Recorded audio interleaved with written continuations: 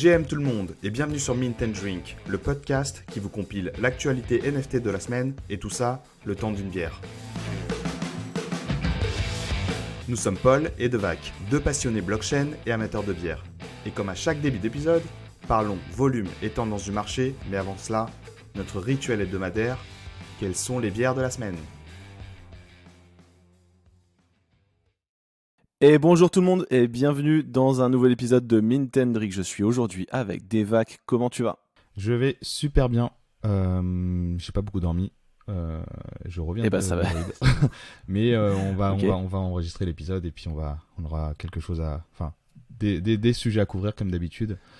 Pour sûr. Et aujourd'hui, ça va être un épisode un peu plus différent parce qu'avec Devac, on s'est dit qu'on allait essayer de faire beaucoup plus court.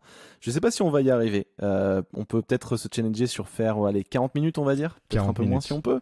30-40 minutes, on va essayer. Donc voilà, d'aller encore plus à l'essentiel pour vous, mais en continuant de vulgariser à fond les sujets pour que n'importe qui puisse comprendre de quoi on parle. On va parler de NFT et c'est parti. Donc on commence par les volumes de la semaine, décortiquer un peu quelle est l'ambiance, le sentiment général sur le milieu des tokens non fongibles. On skip la bière du coup cette fois-ci.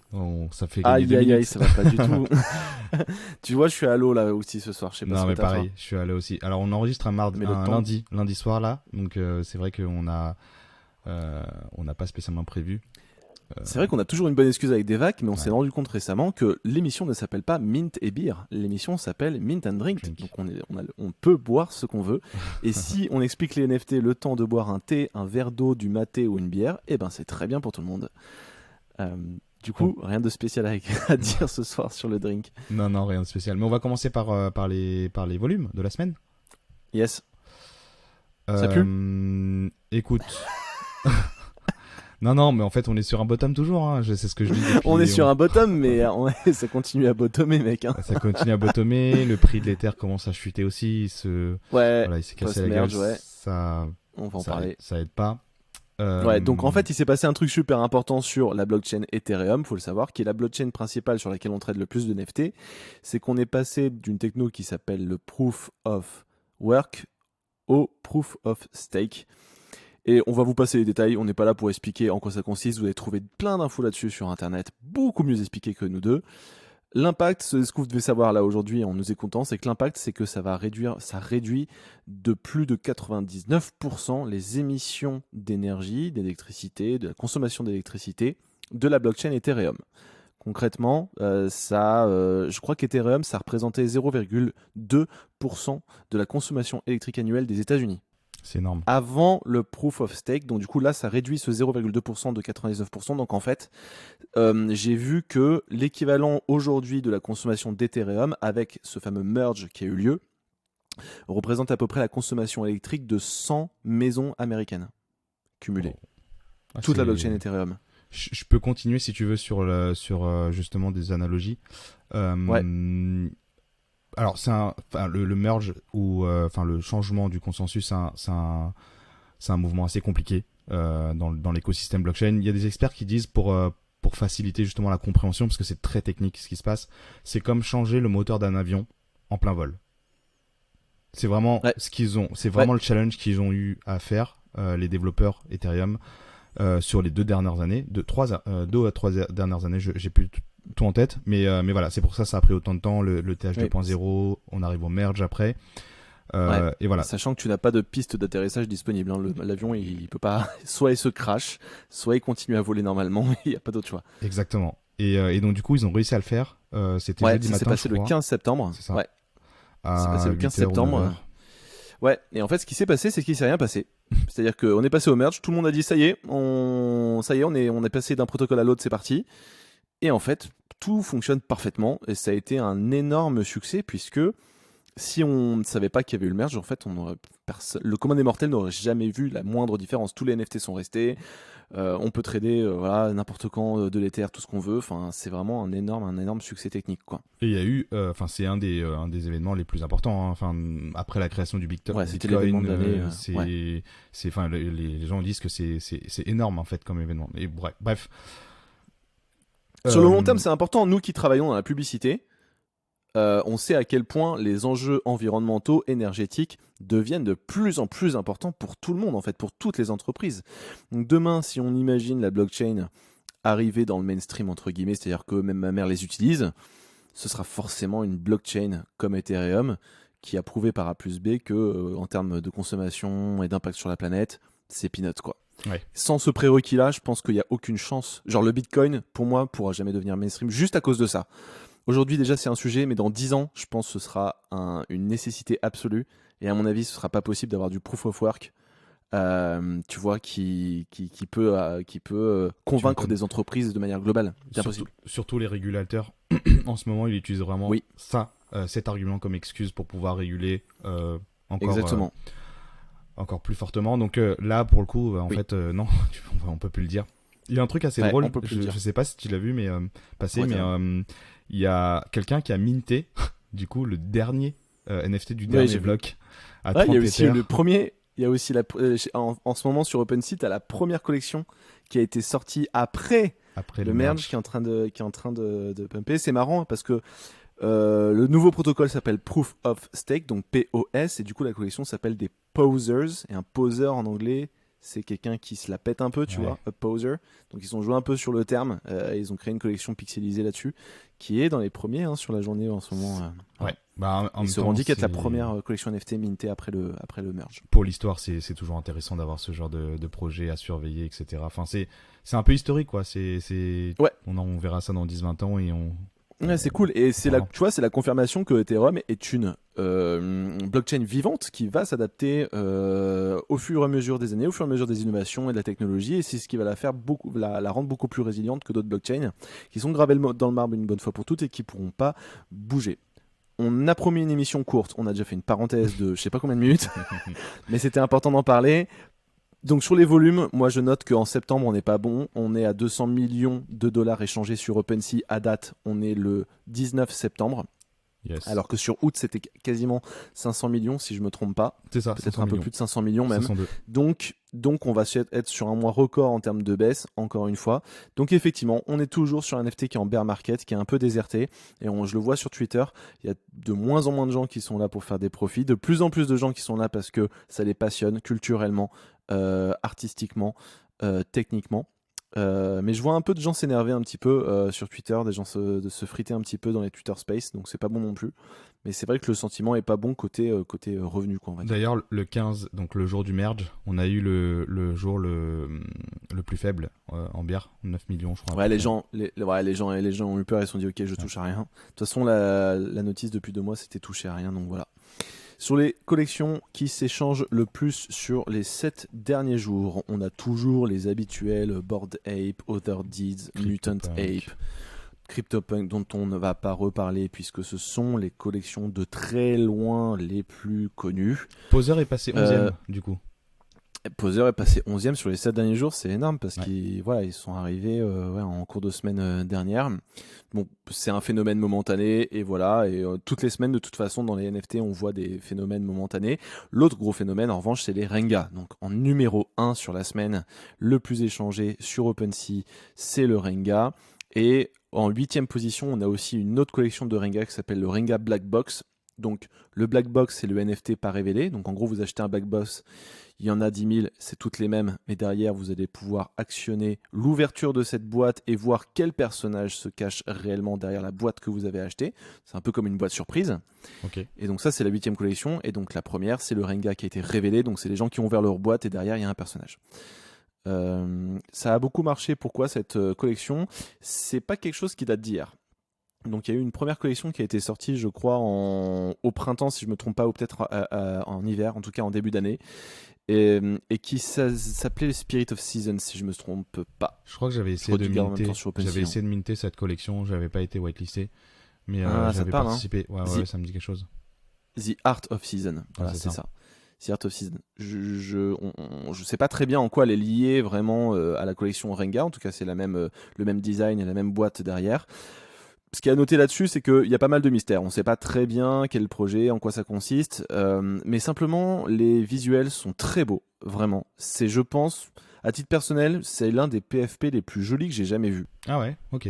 Ah ouais, si tu regardes les personnages, en fait, il y a des couleurs pastel, il y a un dessin qui est vraiment fin, qui est vraiment propre, qui serait digne d'un film d'animation japonais, et des personnages qui ont des traits qui sont très cohérents. C'est-à-dire que je ne vois pas, comme par exemple sur les Mutant Ape, des traits qui sont très différents et qui sont très, on va dire, disgracieux ou qui sont un peu dissonants les uns avec les autres, où ça va pas bien ensemble parce que tu vois, ça a été généré par un algorithme. Là, tu vois que chaque personnage, en fait, voilà, ils vont avoir une casquette qui va être assortie avec leur boucle d'oreille de la même couleur. Enfin, il y a vraiment des tons et une originalité et une harmonie dans chacun des personnages. Bon, j'ai l'impression que chacun des personnages pourrait vraiment être un personnage de comics dessiné à la main de A à Z par un dessinateur, quoi. Euh, il y a une variété aussi qui est intéressante avec vraiment beaucoup d'accessoires différents et de costumes. Donc le côté mystère et le côté qualité des designs a fait pumper clairement cette collection depuis quelques jours. Là aujourd'hui elle a 1,29 Ether, elle est montée un peu plus haut que ça, genre dans les 1,7, quelque chose comme ça. Mais voilà, est-ce qu'elle va rester sur le long terme ou pas? Va peut-être y avoir encore des surprises derrière. À surveiller parce que je trouve en tout cas que le site web et la qualité des PFP est vraiment très élevée. Ok. Bon, à suivre justement le narratif parce que je vois qu'il y a derrière Je pense. Ukiyo NFT, donc sur Solana, qui reprend un peu le même design un peu japonais, qui fait partie des tops d'ailleurs sur. Alors ça ressemble pas du tout à Renga, mais je veux dire ça reprend un peu ce côté un peu japonais, manga, etc. Et souvent ouais. Alors si vous voulez vous aimez. Non, je disais que souvent en fait quand on voit qu'une collection fonctionne très bien, il y a souvent des copies, même narratives, qui commencent à suivre pour essayer. Il y en a enfin, en bull market, ça se voyait beaucoup. Hein, ça, hein. Tu voyais un truc japonais sortir, t'en avais 5 autres qui sortaient et tout montait en fait. T'avais un appel d'air et tout montait.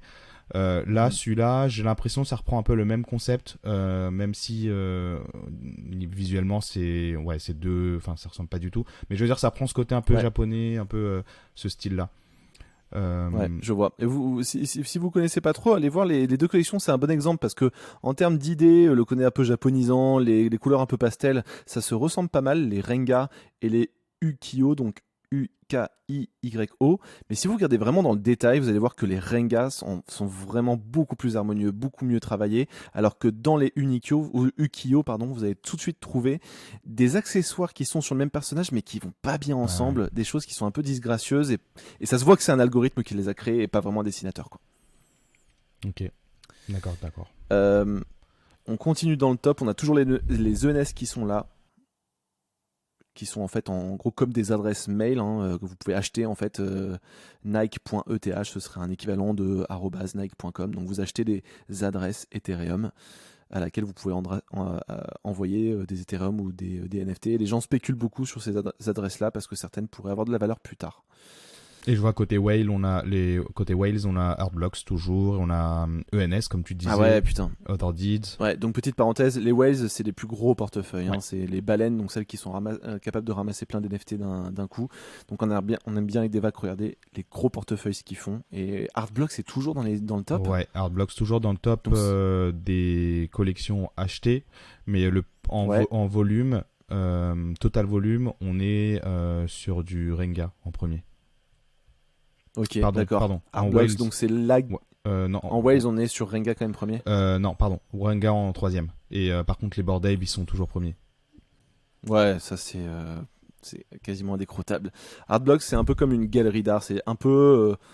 je méga vulgarise et les gens qui connaissent vont nous assassiner, mais c'est pas grave. Pour quelqu'un qui connaît pas trop, vous pouvez considérer que c'est la galerie d'art la plus connue dans les NFT. Voilà. Ils regroupent plein d'artistes, ils vont curer plein d'artistes. Dans le top 10, on retrouve aussi en 9ème position les Doodles qui ont annoncé une levée de fonds, on va en parler rapidement. Azuki. Et en 10ème, les Azuki qui repump récemment parce que rien, juste la communauté elle est solide et elle continue à croire au projet. Donc c'est voilà. marrant, cette collection elle vit vraiment de sa communauté. Je vois que même avec tous les problèmes qu'il y a eu là, sur les derniers mois, elle bouge pas. Et tu vois que c'est vraiment dommage quoi, une communauté aussi forte. Ouais. et avec un leader qui est, enfin, j'ai l'impression qu'il le mérite même plus sa place, quoi, parce que j'ai l'impression ça c'est vraiment, freine. tu vois, Doodles et Azuki, c'est vraiment les côtés opposés de la même pièce, quoi. C'est vraiment le yin et le yang dans les NFT. Doodles, on a des créateurs de projets qui sont pas du tout anonymes, hein, qui sont des personnalités bien connues du milieu, etc., qui font les choses de manière très open. Et Azuki, où c'est voilà, le fondateur qui s'appelle Zagabond, en fait, il est anonyme. Et il a révélé il y a quelques mois qu'il a participé à des projets qui étaient un peu des arnaques, voire très des arnaques. Ouais. Donc en gros, il a déjà arnaqué des gens sur 3 projets différents. Et du coup, le jour où ça a été révélé, évidemment, grosse discussion dans le milieu. Mais en fait, c'est une collection qui perdure. Et on en a déjà parlé longuement avec Devac. Mais moi, je pose une question simple qui est la question de la réputation. Parce que je sais que dans les grandes entreprises, quand des réputations de grandes entreprises sont attaquées, ça fait mal sur le coup, mais sur le long terme, on se souvient tous de ces fameux documentaires où McDonald's était vraiment traîné dans la boue parce que voilà, etc. Et McDonald's n'a jamais fait autant d'argent qu'aujourd'hui par rapport à il y a 20 ans où ces documentaires commençaient à sortir. Et donc du coup, je me demande, je suis très curieux de savoir, tu vois, dans 5 ans, est-ce que Azuki continuera à performer ou est-ce que à cause de vraiment ce qui s'est passé avec Zagabond, ça pourra jamais revenir avant. Mais aujourd'hui, elle est pricée plus haut que les Doodles, ce qui est incroyable. Mais après, le truc, c'est qu'ils ont rien sorti aussi, tu vois. Donc, pour l'instant, à part de la hype sur du vent, entre guillemets. Alors que tu vois, il y a des collections c'est comme. C'est un peu le cas de toutes les collections. Mais tu vois, il y a quand même des Nike et tout qui sortent qui commencent à vraiment pousser les limites. Ils t'envoient des baskets quand même. Qui t'envoient des baskets, qui t'envoient. Tu vois, ils ont sorti des collections digitales, etc. Enfin. Ouais.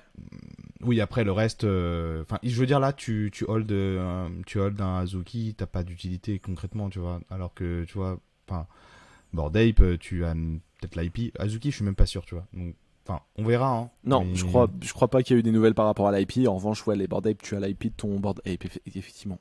Ouais. Bon. C'est un débat on pourrait débattre de ça déjà. Ouais.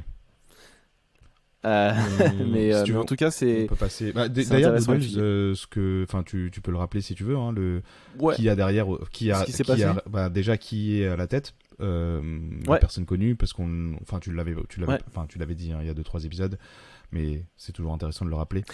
C'est intéressant, il y a Poupy et Tulip qui ont créé quand même une collection qui s'appelle les CryptoKitties, une collection NFT qui est sortie en 2017.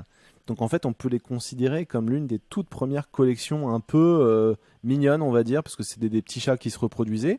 Donc il y en a des centaines de milliers, il me semble, hein, ou en tout cas plus de 100 000.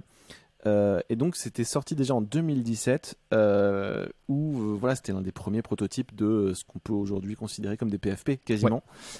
Ouais. Et donc c'est des gens qui connaissent vachement bien leur métier, côté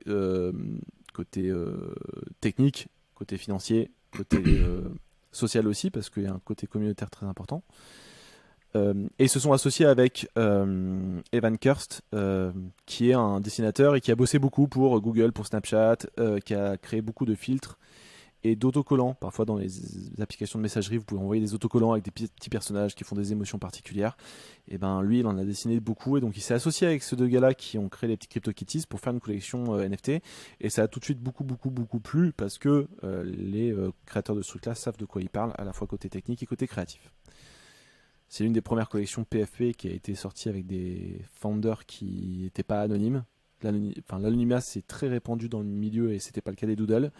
Et surtout, il y a un esprit très enfantin, très mainstream, où en fait même nos enfants pourraient avoir demain des Doodles ou des trucs comme ça. Ouais, ce côté un peu Next Disney, on le voit bien ça. Il y a eu Cool Cats aussi en même temps, mais bon, Cool Cats se porte. Ouais, il y a eu Cool Cats qui était avant. Il y a eu Cool Cats avant.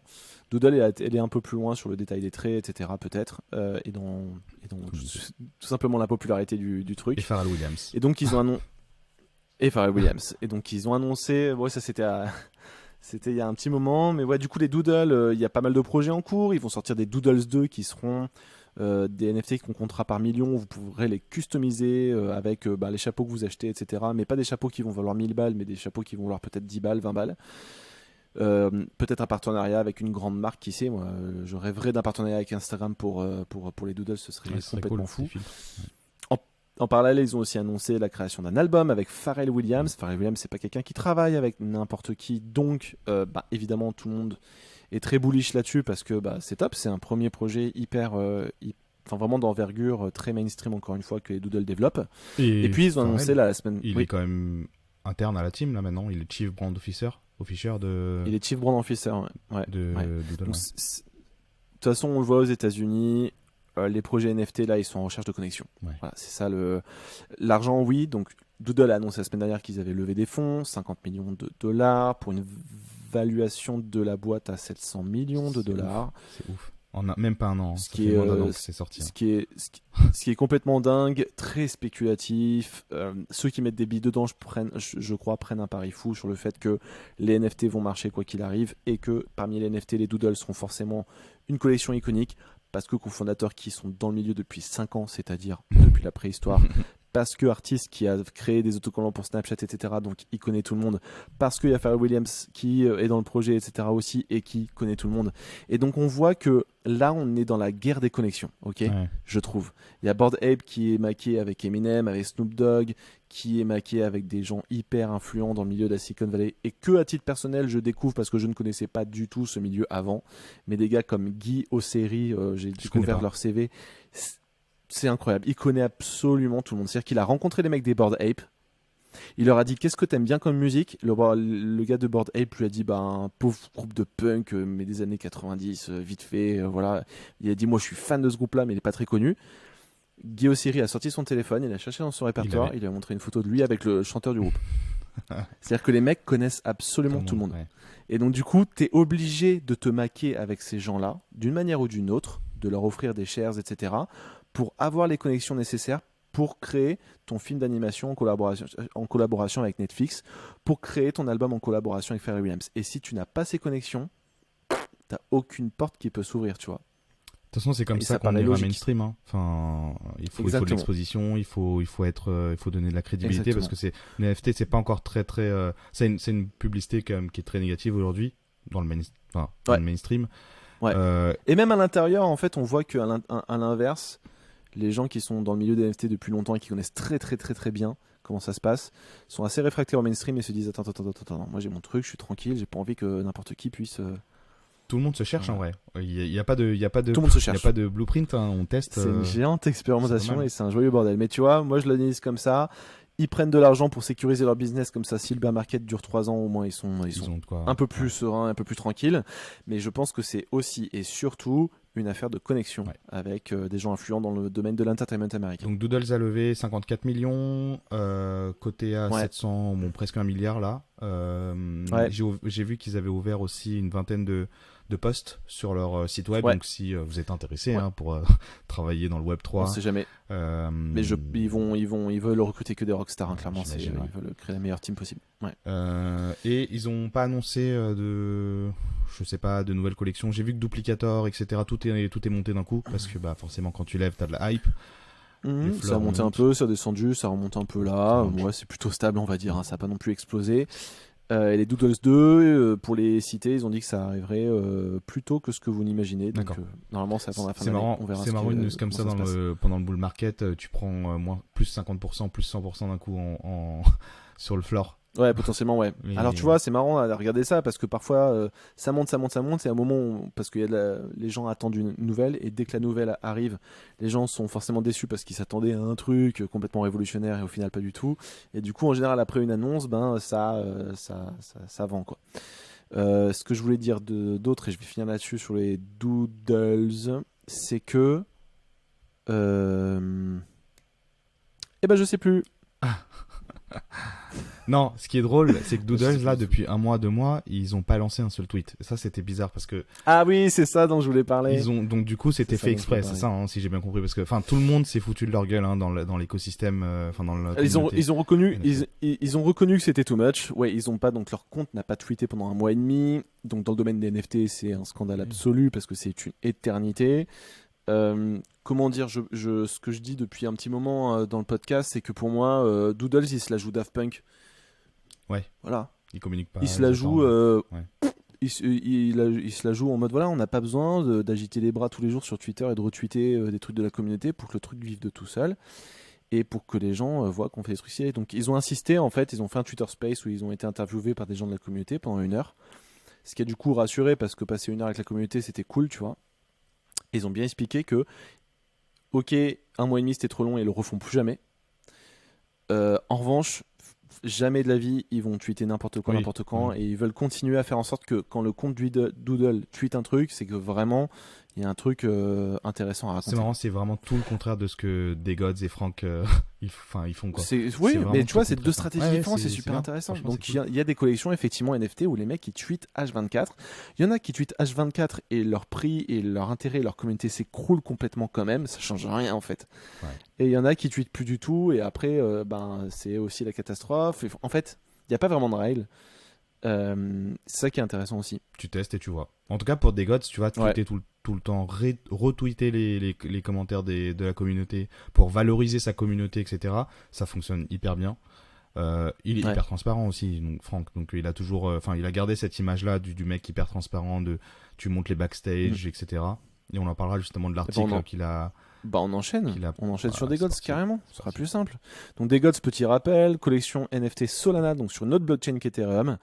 Je vous laisse chercher sur Google Solana si vous voulez en savoir plus. On va pas expliquer maintenant et on l'expliquera beaucoup moins bien que les gens autour de nous. Du coup, projet Solana le plus populaire de très loin, Degods, ils ont sorti une nouvelle collection qui s'appelle les Youths. Il y a 2 semaines, ça a fait fureur. Mais il y a eu des problèmes techniques au moment du mint. Du coup, ils ont décalé le reveal de la collection et depuis, le fondateur n'a rien dit sur Twitter alors qu'il est hyper actif d'habitude. Faut dire que pendant plus d'1 mois, il avait participé à au moins un Twitter Space audio d'1 heure par jour. Il est hyper présent.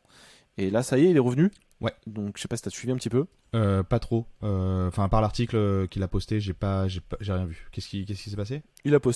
Il a posté un article où il s'est auto-interviewé pour répondre aux gens qui disaient que voilà, il a un peu le melon et puis que il parlait pas pendant une semaine et que c'était un scandale. Donc là, il revient tranquillement. Il explique qu'il a fait plein de choses depuis le début et qu'il veut continuer à construire plein de choses.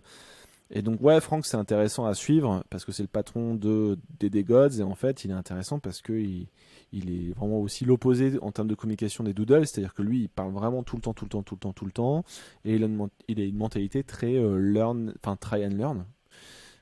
Et donc voilà, c'est un personnage qui est intéressant à suivre. Maintenant, il n'y a pas vraiment de nouvelles par rapport aux Youths, à sa collection, etc. C'est simplement qu'il revient sur Twitter et que du coup, les gens trouvent ça cool. Voilà. Ok. Si tu veux, on peut passer à la suite. Ouais, tu veux parler de Magic Eden un peu pour enchaîner avec le côté Solana ? Pour rester sur Solana, donc Magic Eden, c'est la marketplace on va dire attitrée pour l'écosystème Solana. C'est le OpenSea. D'ailleurs, je pensais tout à l'heure là quand on faisait la partie analytics qu'on devrait peut-être rajouter maintenant ou ajouter en plus Magic Eden et Solana pour voir vraiment. Si c'est un vrai apport, parce que on avait dit c'était la semaine dernière où la sortie la semaine où Youth s'est sorti, ça représentait la moitié d'OpenSea, c'était énorme. Donc ce qui est énorme, on se dit il faut peut-être aussi maintenant qu'on étend notre tracking et bref on rajoutera ça. Et donc Magic Eden a lancé une feature qui s'appelle MetaShield qui permet en fait d'identifier les NFT qui sont listés tradés sur les marketplaces qui bypassent les royalties.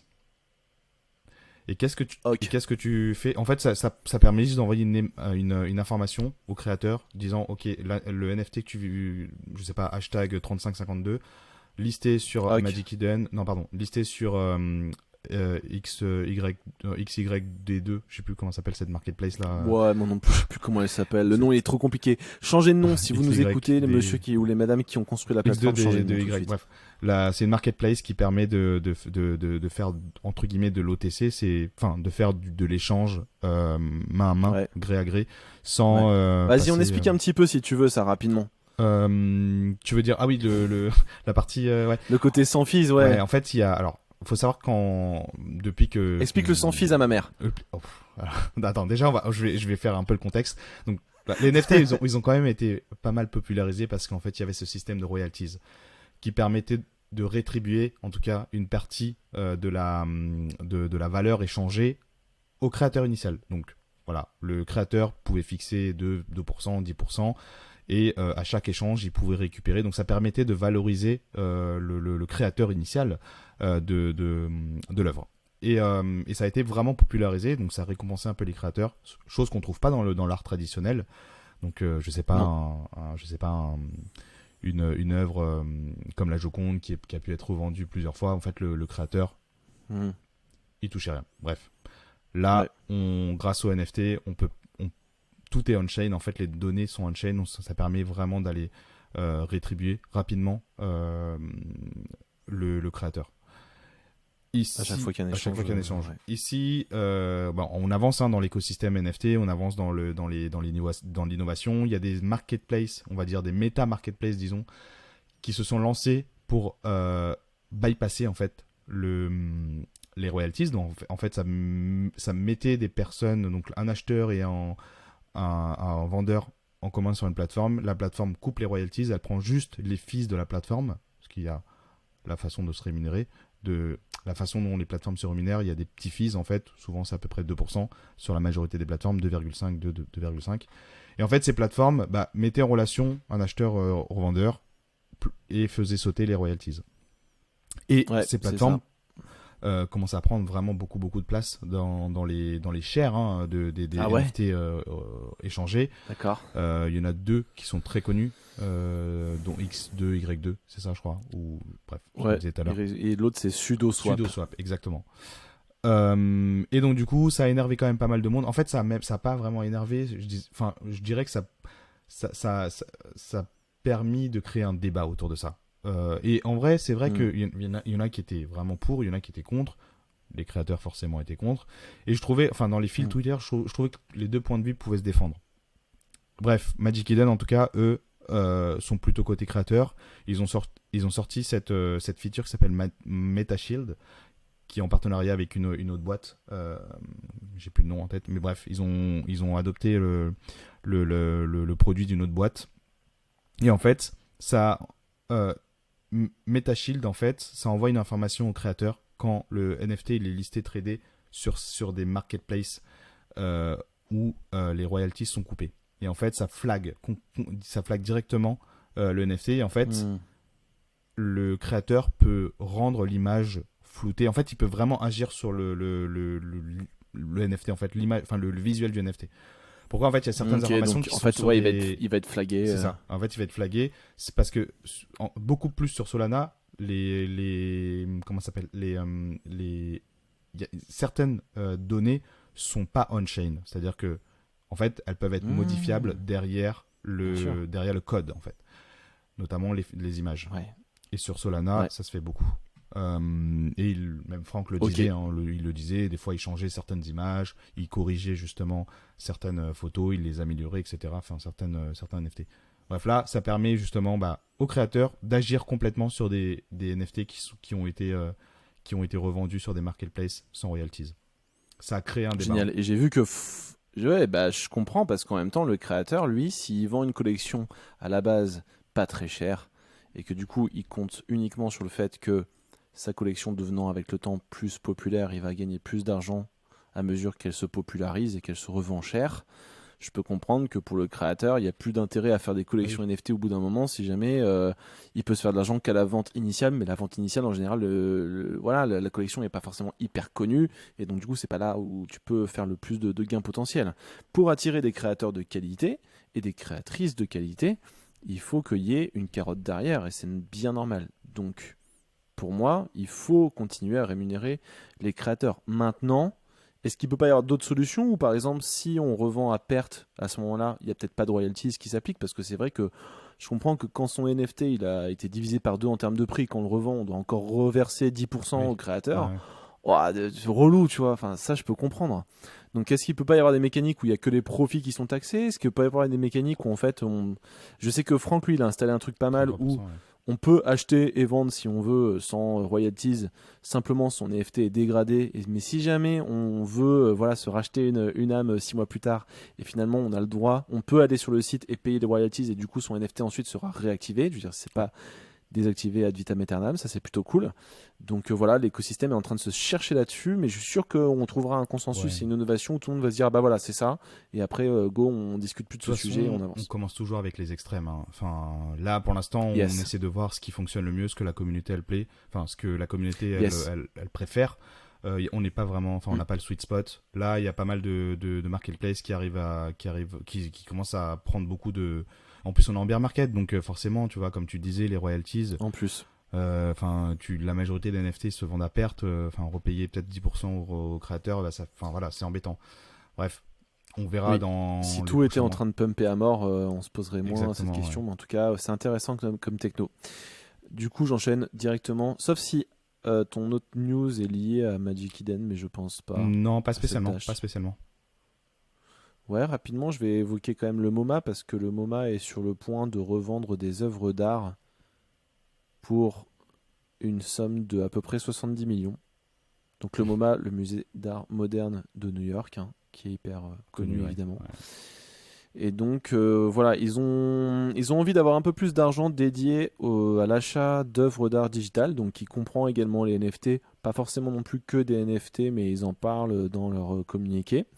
Et donc ce qu'ils veulent faire pour avoir ces 70 millions à peu près, c'est qu'ils vont vendre des œuvres originales et pas n'importe lesquelles, puisqu'il va s'agir notamment d'œuvres de Picasso, de Renoir ou de Rodin. Évidemment, on imagine mal le MoMA vendre des œuvres majeures de ces Non, artistes, c'est sûr. ils vont vendre forcément des œuvres voilà, qui ont peut-être pas un intérêt immense, mais qui pourront représenter une somme intéressante pour investir un petit peu d'argent. Je pense que pour le MoMA, 70 millions, c'est un beau petit pactole, mais c'est finalement pas non plus... ils sont pas en train de changer leur entreprise pour la renommer Meta, quoi. Non, mais déjà, rien que ça, je trouve ça bien. En fait, le message que ça envoie, justement, je trouve c'est juste dingue. Que le MoMA, justement, une des galeries les plus puissantes, les plus médiatisées, se lance là-dessus. Je pense que, encore une fois, en vrai, la communauté d'art traditionnelle, c'est quand même pas du tout la même que ce qu'on voit là sur le monde du NFT. Pareil, ça pourrait créer un débat dans cet non, mais écosystème-là. bon, enfin... Mais ça viendra. Après, tu vois, moi, je baigne pas dans le milieu artistique. Toi non plus, on est plutôt dans le milieu technologique et publicitaire, donc on sait qu'on voit ça de loin. Moi, j'ai eu la chance toute ma vie de visiter quand même pas mal de musées, de m'intéresser beaucoup, enfin pas mal, on va dire, pas beaucoup, mais pas mal à l'art contemporain, etc.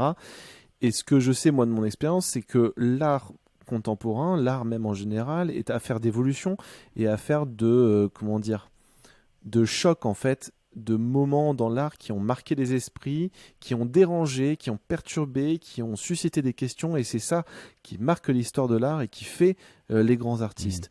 Et je pense que les impressionnistes, Marcel Duchamp, Yves Klein, tous ces gens, aujourd'hui, celui qui met un énorme plug anal sur la place Vendôme, tous ces gens-là ont construit parce qu'ils ont déconstruit et sont venus à un moment donné provoquer, poser des questions, choquer, déranger, ce qui est un peu la pensée unique. Et peut-être que le MoMA se dit tiens, les NFT, c'est pas sûr, mais les NFT ont peut-être une bonne occasion de venir complètement re-questionner ce que c'est qu'une œuvre d'art, re-questionner la tradition de j'achète une œuvre physique, etc., re-questionner le modèle des galeries et des agents d'artistes.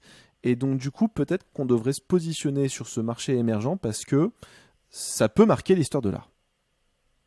Ouais, je suis complètement d'accord. Mais justement, précisément parce que ça dérange ouais. et parce que ça va pas plaire à 99% des collectionneurs d'œuvres d'art qui préfèrent rester sur ce qu'ils connaissent déjà et pas bouger. Et tu penses que donc là ils vont acheter des NFT ou enfin avec l'argent qui ok Oui, c'est une fondation qui est liée à Expand the Museum's Digital Footprint. Donc, étendre le footprint, la marque, on va dire. L'empreinte. Étendre l'empreinte du musée sur le digital. Ok, donc ça veut dire c'est que très générique. Il cite ensuite notamment les NFT, mais ça ne veut pas dire que des NFT non plus. Ça peut être aussi d'autres œuvres d'art. Parce que j'imagine qu'avant les NFT, on achetait aussi des œuvres d'art digitales, c'est juste que tu avais une facture derrière et pas un token sur la blockchain, etc. Mais c'était à peu près le même délire. Donc les visiteurs peuvent aujourd'hui, enfin bientôt, voir des écrans concrètement dans les musées, enfin dans le musée MoMA et potentiellement créer un peu d'awareness autour de ça. Très bonne question. Je pense que de toute façon, ça fait longtemps, à mon avis, que dans beaucoup de musées, tu as déjà des écrans qui tournent avec des œuvres d'art digitales. Ça existe déjà depuis longtemps. Simplement, là, ils se disent, OK, on a franchi peut-être encore un pas supplémentaire et on va y aller un peu plus. Voilà. Ok. On est à 39 minutes. Il nous reste 1 minute. Est-ce qu'on va y arriver? En une minute, je vais parler de, je vais parler d'Asset Dash. Asset Dash. Non, mais bien sûr, prenons on va prendre un 2-3 peu plus de temps, évidemment. J'aimerais Allez. parler de Asset Dash. Alors, pour les personnes qui possèdent des NFT, qui traitent des NFT même, Asset Dash, c'est une application qui est hyper intéressante. Donc, c'est une application web et mobile qui permet en fait de traquer la valeur de son NFT. Donc, on peut le faire déjà sur des cryptos, sur des stocks, etc. Asset Dash est vraiment la première application qui a intégré les NFT.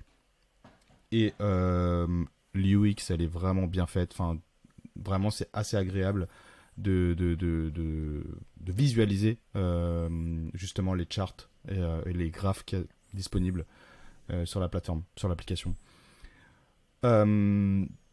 Aucune pub, hein. Moi j'utilise cette application-là depuis quelques temps et franchement, c'est une des seules que j'ai pu trouver qui est gratuite, hein, parce que du coup elle est vraiment gratuite l'application, qui permet vraiment de suivre les mouvements de ces NFT et la valeur de ces NFT.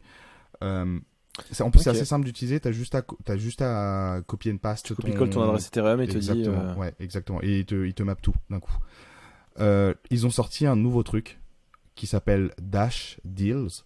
Et en fait, ça permet de récompenser les personnes qui ont des blue chips, des NFT blue chips.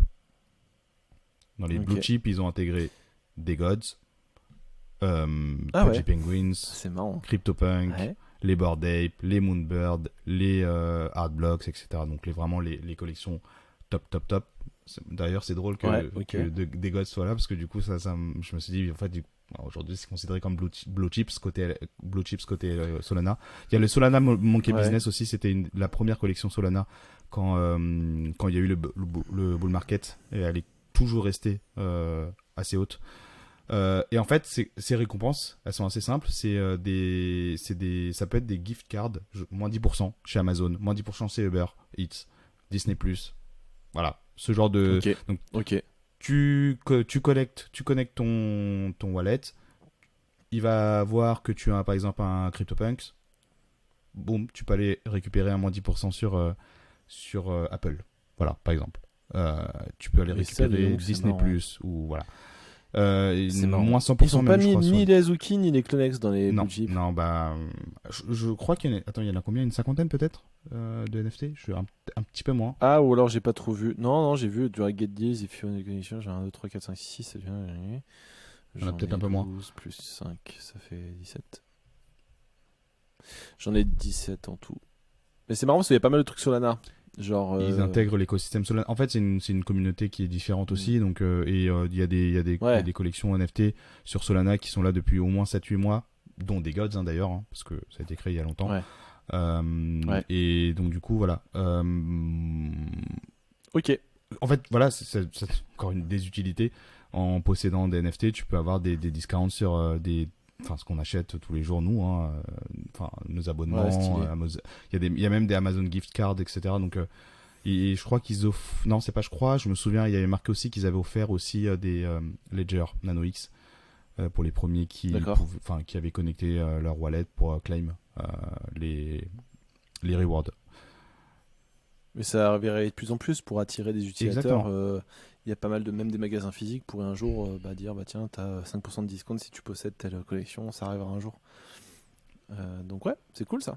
Et les deux dernières news, c'est plus sur la mode. Il y a une boîte qui s'appelle NFTs, T-E-E-S, comme t-shirt, qui permet de... C'est drôle, en fait tu connectes ton wallet et tu peux choisir justement de créer un t-shirt exactement avec ton truc. Exactement, tu crées un t-shirt. Ça avec c'est ton... cool. Tu sais que j'ai cherché ça pendant un moment, mais il y en a plein des trucs comme ça, mais tu sais pas très bien à qui se fier. Et ça fonctionne assez bien. En général, les trucs sont pas très stylés. Il a pas eu de, il y a pas eu de mauvaise publicité sur ce que j'ai pu voir là sur les derniers articles et sur les feeds Twitter. Et voilà, tu peux payer en fiat ou en crypto, etc. Donc en gros, voilà, tu choisis ton t-shirt et ça te fait un NFT basé sur ton t-shirt. J'ai vu un autre truc qui s'appelle Anybody's. Et en fait, c'est ce qu'on appelle un wear and earn. T'as une vidéo sur leur Twitter que tu peux regarder si tu veux. C'est hyper bien. En fait, c'est un pull qui a un QR code. Et en fait, le pull te donne, c'est un pass. En fait, ton pull, c'est un pass. Et donc là, ils ont fait une pub Ouais, avec c'est un token Taik. proof, quoi. Ouais, c'est ça, c'est un token proof. Et donc, du coup, là, il y a une pub avec Taik. Et en fait, le mec qui scanne. Le chanteur Ouais, ça. Ouais, le chanteur. Ah, mais non, bah, attends, je vais envoyer ça à ma meuf, elle adore ça. Et c'est un. Ah, ils ont grave copié Artefact. Hein. Il y a un pull avec Taikis. des ailes et tout qui pousse. C'est pas Voilà, Taik, c'est pas abusé. Taik le français, hein, c'est Taikis, pardon. Taikis. Ah, ok. C'est Non, un c'est américain. Taiki. Ah, ok, non, je comprends. Non, je connais pas. Et le mec, non, je parle du chanteur français, moi. Et le mec, il scanne son t-shirt et il va aller chercher un café gratuitement chez Starbucks. Oh, pas cool. Les mecs, en revanche, ils ont trop copié Artefact. C'est abusé. Ouais. Sur le site, là, c'est abusé. Il y a une chaussure qui veulent. Bon, ils ont un design à eux. Hein, c'est pas. Mais après, t'as un avatar 3D et après, t'as. Le pull avec les ailes, c'est vraiment ce qui me choque le plus, quoi. Ça, c'est vraiment exactement ce qu'ils ont fait. C'est Nike. Par contre, c'est sur Abusé. Magic Eden. C'est sur Magic Eden principalement. Donc, Et on a des nouvelles de swoosh.nike. j'ai pas vérifié depuis. On aime bien là. Vas-y. Ok. Il y a un site qui est fait par Nike hein, pour vous expliquer les amis qui s'appelle swoosh swoosh.nike où en fait c'est Nike qui est en train de teaser un truc NFT, on sait pas ce que c'est. Pourtant ils ont déjà racheté Artefact qui était une énorme boîte NFT et ils font pas mal de drops via Artefact, donc des chaussures virtuelles Nike, etc. Mais là c'est un autre truc, on sait pas ce que c'est. Il y a juste un logo en 3D Nike qui tourne. C'est toi qui me l'avais filé ça. Il y a probablement 2 mois, 3 une mois. marketplace pour trader justement toute leur collection NFT. Parce qu'ils s'en sortent de plus en plus. Est-ce que ce sera les assets Artefact ou est-ce que ce sera encore autre chose?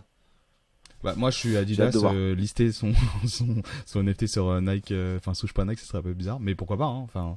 Ouais, j'avoue, oui, t'as raison. Mais non, y a Ouais, mais rien. est-ce que ce sera des nouveaux assets genre uniques pour cette marketplace ou est-ce que ce sera juste les assets Artefact? Bon, c'est bizarre. Il y a rien. Il y a pas de Mais news bon. dessus. Ok, je voulais parler de Pack rapidement parce qu'il tweet de plus en plus, sauf si t'avais pas fini. Non, c'est bon. Pack, P-A-K, donc vous allez sur Twitter si vous êtes curieux. Il s'appelle Murat ou elle s'appelle ou il avec S s'appelle le NT. Pack, donc M-U-R-A-T, donc Murat, le prénom est Pack, nom de famille, je crois. C'est l'un des artistes les plus reconnus du milieu NFT, très quand même controversé parce qu'ils font. C'est anonyme, donc on ne sait pas si c'est une personne, plusieurs personnes, une femme, un homme. Des œuvres d'art très mystérieuses. Il a fait l'un des drops les plus chers de l'histoire à 90 millions de dollars pour quelques milliers de NFT. Et donc, depuis quelques temps là sur Twitter, il commence à s'exciter un petit peu, à poster pas mal d'images de cercles très stylisés, assez jolis avec des couleurs dorées, etc. Donc très mystérieux. Mais je sens qu'il y a quelque chose qui va arriver là côté Pack. Donc il y a un drop là prévu bientôt. Mais attention, il a toujours été très mystérieux. Je sais pas, hein, mais ce mec. il se passe un truc. Ok. Toujours. Ce mec ou cette femme ou ce groupe de, on ne sait pas qui c'est. Mais toujours intéressant à suivre Pack parce que très, comment dire, c'est pas vraiment un artiste, c'est des experts, C'est très bizarre. c'est un hein, ce peu qu'il drop. indéfinissable. Ouais, moi, j'arrive pas à Et comprendre. pour moi, c'est peut-être l'un des créateurs qui a le plus de chances dans 10 ans, tu vois, de faire partie des Marcel Duchamp des NFT, tu vois, entre guillemets. Pour moi. Le voir apparaître. Il est vraiment à part ouais. et personne ne fait des trucs qui ressemblent à ce qu'il fait, je trouve. Non, je suis pas hyper fan, hein, mais après, c'est vrai qu'il a son histoire et on valorise aussi Moi, je suis l'histoire. fan de ouf. Ouais. Ah ouais, je suis fan. Genre c'est minimaliste et tout, c'est conceptuel, j'aime trop moi. Bref, voilà ce que j'ai à dire là-dessus. Bon. Et juste pour revenir sur une parenthèse qu'on a fait sur les Azuki, Ouais. il y a un tweet du patron de Artefact qui n'a pas été très apprécié d'ailleurs, qui a tweeté que en gros en off, il sait que Zagabond cherche des fonds mais que tout le monde lui ferme la porte. Waouh, ça c'est dur. Et genre les gens ont dit ouais non c'est pas cool de se moquer des autres. Il dit non je disais pas ça pour ça, je disais juste qu'en fait arrêtez de critiquer les projets qui lèvent des fonds avec tu vois des entreprises traditionnelles en disant ouais c'est pas bien, c'est pas mainstream et dire ouais les Azuki nous on est vraiment les pirates d'internet et nous on s'en fout des entreprises corporate qui veulent nous donner des sous. Il répondait juste pour dire c'est pas vrai, même Zagabond il cherche tu vois des fonds d'investissement mais apparemment c'est difficile pour lui vu la règle. Moi, je pense qu'il va sauter. Il pourra pas rester à la tête de cette collection. Ouais, et quelqu'un de doxé. Ouais. Doxé dans le milieu, ça veut dire non anonyme. Donc quelqu'un de doxé va peut-être reprendre le truc et ce sera peut-être la meilleure nouvelle du monde. Pour Azuki en tout cas, ça c'est sûr. Pour Azuki, ouais, je sais pas. Il y a un truc que je le rajouterai en footnote. C'est une image. Je le mettrai en lien. Ça s'appelle Floor to Ceiling. Ça mappe justement les top projets, les blue chips comme on disait tout à l'heure, qui compare, l'image compare le min price versus le max price et le current floor à date de fin, stylé, c'est cool ça. Mi-juillet. Super intéressant. Donc on voit les Bored Ape, grave. tu le mint à 0,08 Ether. Aujourd'hui, le plus cher, il est à 2,7 millions d'euros. Avec un floor aujourd'hui à 74. Enfin voilà, ça te montre vraiment un peu d'où ces collections, enfin à quel prix elles étaient mintées et le plus cher, etc. Donc ça, voilà, ça donne une perspective justement sur les blue chips et bon, on parle vraiment des top collections. Hein. Et des opportunités que certaines personnes ont pu rater. Ouais. Voilà. Il y a eu plein d'opportunités de ne pas perdre d'argent aussi. Oui, aussi. Il faudrait peut-être aussi trouver les collections qui... Trouver les gens qui ont... Ah bah tu vois, pour moi, les... Comment ça s'appelait, les Mechaverse? Ah oui, je me souviens. M-E-K-A-V-E-R-S-E. Ça, c'était marrant. C'était il y a un an, je pense. Ouais, très populaire. Les designs sont très jolis d'ailleurs. Simplement, au bout de quelques jours, on s'est rendu compte que les mecs s'étaient auto-réservés tous les plus rares, je crois. C'était un truc dans le genre. En gros, les gens pensaient acheter des pochettes surprises, comme j'ai décrit tout à l'heure, où tu sais pas très bien quel mecha allait se... En fait, les fondateurs savaient exactement à l'avance qu'est-ce qui allait être distribué dans quelle boîte mystère, et ils s'étaient réservés les plus rares. Et du coup, à partir du moment où ça s'est su, le truc s'est complètement cassé la gueule et terminé. Ouais, il faut pas que ça se sache, hein, ça. Mais il y a une époque, c'était genre, waouh, c'était le futur. Non, mais en plus, ils sont sortis assez tôt, hein, juillet, août, quelque chose comme ça, de 2021. Et ça faisait partie des top collections blue chip. Ouais, vous regardez l'historique du floor, il était à plus de 10 Ethers à un moment donné, et là il est à 0,2 quoi. Ok. Eh ben, écoute, on va wrap. Eh ben, on a réussi à tenir 50 minutes. Ouais. C'est déjà pas si mal. 10 Ethers, j'exagère. 8 Ethers, il est monté. Pardon. Ouais. Bah, c'est déjà beaucoup. Pendant le bull market, 8 Ethers, ça enfin, surtout beaucoup, à l'époque. Oui, à l'époque où l'Ether était à 4000 balles. Quoi. Bien, les amis, c'est tout pour nous aujourd'hui. Merci beaucoup, Devac, c'était cool. J'espère qu'on a réussi le challenge de faire à la fois plus court et plus n'importe qui peut comprendre ce qu'on raconte. Ouais. J'espère. Mais en tout cas, on n'a pas tenu 40 minutes, donc on va essayer de faire... La prochaine fois, on se dit 30 et on fera 40. Super. Bon bah, on se retrouve dans un prochain épisode dans 4-5 jours. Ouais, en fin de semaine, je pense. Tranquille. Ouais. Top. Salut Devac. Salut. Bonne semaine. Ciao. Si vous avez aimé cet épisode, s'il vous plaît, donnez un avis sur la plateforme où vous l'écoutez. Ça vous prend littéralement 2 clics, mais ça nous aide énormément. Et n'hésitez pas non plus à nous suivre sur les réseaux sociaux, mais particulièrement Instagram et Twitter, où vous nous trouverez sous le nom @mintanddrink, MINTNDRINK. Allez, c'est tout pour moi, bonne journée.